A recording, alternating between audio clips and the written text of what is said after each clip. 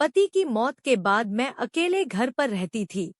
30 साल की उम्र में ही मैं विधवा हो गई थी।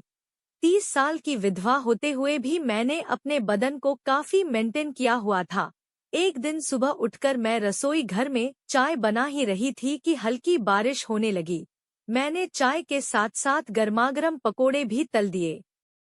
इसके बाद तौलिया और नहाने के बाद पहनने वाले अंदरूनी कपड़े बाथरूम में रख दिए। चाय बनाने के बाद मैंने खिड़की बंद कर दी और टीवी की आवाज तेज कर दी। मैं डांस करने लगी और मस्ती में खुद को दीवार पर लगे बड़े आईने में देखने लगी। मैंने काले रंग की नाइटी पहनी हुई थी। मैं मस्ती में डांस कर रही थी कि तभी दरवाजे की बेल बजी। मैंने टीवी की आवाज कम कर दी और एक दुपट्टा सिर पर रख लिया। मैंने दरवाजा खोला। बाहर कुरियर वाला खड़ा था। 22 साल का जवान लड़का। वह कहने लगा कुरियर है, रीना के नाम से। मुझको याद आया कि मैंने ऑनलाइन शॉपिंग साइट से अपने लिए एक सूट बुक किया था। मैं बोली, मेरा ही नाम रीना है। लड़के ने साइन करने के लिए मुझे पेन दिया। पेन देते समय उसके हाथ मेरी उंगलियों को छू गए थे। मैंने एक नज़र उसकी ओर देखा और दस्तखत कर दिए। मैंने 1500 रुपये दिए तो लड़के ने 200 रुपये वापस कर दिए और बोला 200 डिस्काउंट चल रहा है। मैंने उस लड़के को ध्यान से देखा, जिसने आज के बेईमानी के जमाने में भी ईमानदारी से सच कहा और 200 वापस कर दिए। थोड़ी देर बाद वह लड़का बोला, थोड़ा पानी मिलेगा। मैंने पूरा दरवाजा खोला और बोली, तुम तो काफी भीग भी गए हो, अंदर आ जाओ। मैंने अपना सूट अलमारी में रखा और रसोई घर में पानी लेने चली गई। मैंने अपनी छाती से दुपट्टे को अलग कर दिया था। कुछ देर बाद मैंने लड़के को पानी दिया। पानी देते समय जैसे ही मैं थोड़ा झुकी, लड़के की नज़र मेरे उभार पर जा टकराई। उसकी आंखें बड़ी बड़ी हो गई।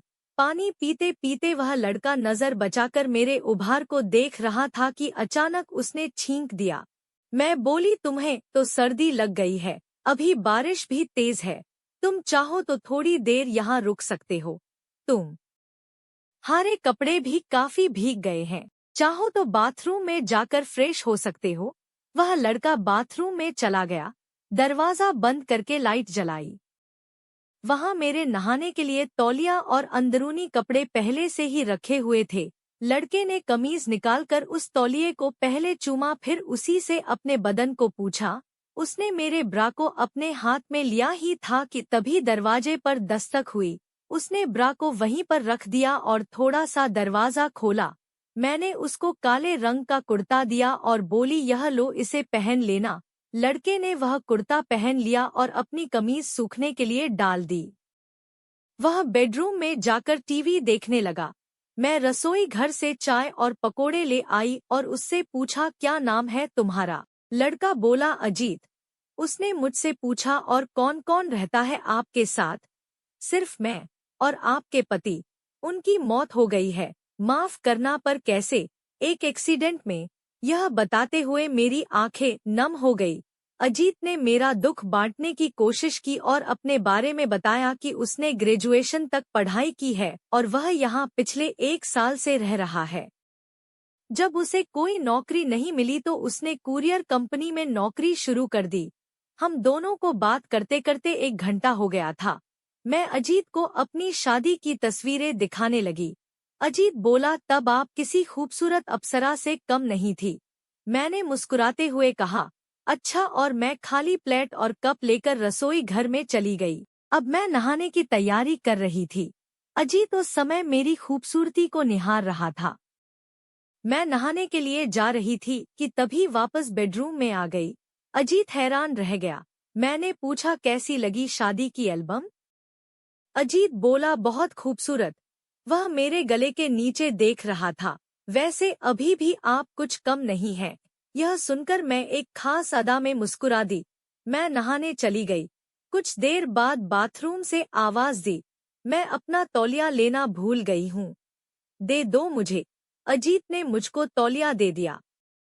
मैं नहाकर बाहर आई। मैंने काला रंग का लहंगा और काले रंग की चोली पहनी थी। छाती पर दुपट्टा था और सिर पर तौलिया बंधा हुआ था। अजीत मुझको देखकर भी अनजान बना टीवी देख रहा था। मैं आईने के सामने खड़ी थी। मैंने अपने पूरे बाल खोल दिए थे। खुले हुए बाल मेरी खूबसूरती को बढ़ा रहे थे।